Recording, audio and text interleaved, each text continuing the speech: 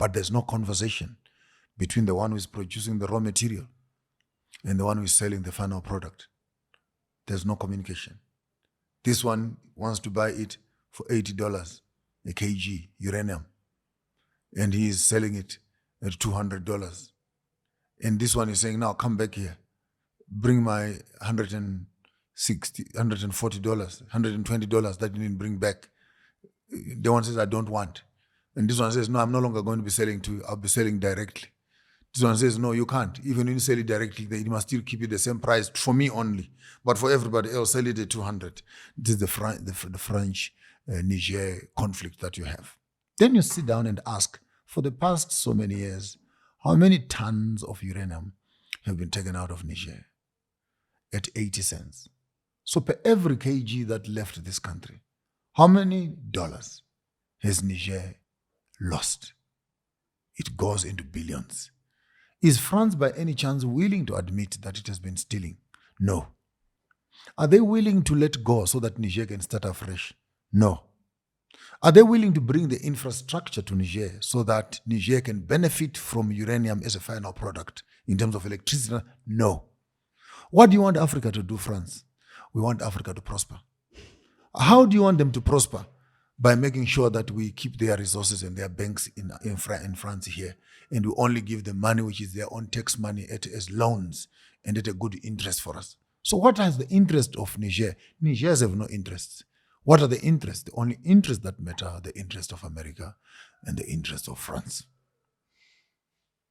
Now you're talking about African development with that picture, that Barclays Bank, Standard Bank, FNB Bank, Total, BP, Shell, all the high volumes of transactions that are happening in the country, they're happening on a side economy that is colonial, and the local government does not have access to that.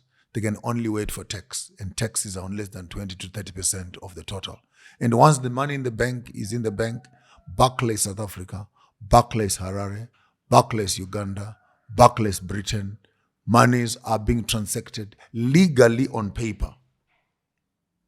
Barclays South Africa is allowed to pay Barclays Britain. It's allowed. There's policies in government which tell you how that must be done. When were these policies written? 1920, 1930. Who wrote them? The settlers. Why did they write them? Because they were subjects of the British monarch. So how did you write them? We wrote them in such a way that when you make money in your local country, you're able to move money out of that country where you're working and pay your taxes and pay your allegiance to the one who has brought you here. So what is the banking system? The banking system is a custodian of collecting cash from local people and moving it out of that country legally and support the principals who own these banks. Now we begin to talk as who owns these banks. So is it possible that if we should collect $1 billion in Uganda from various businesses and that money goes to the bank, how much of that money then makes its way to the government? So you are beginning to understand politics, young man, that politics is economics. Those that hold the money will actually determine the politics. Our governments are fighting over bones.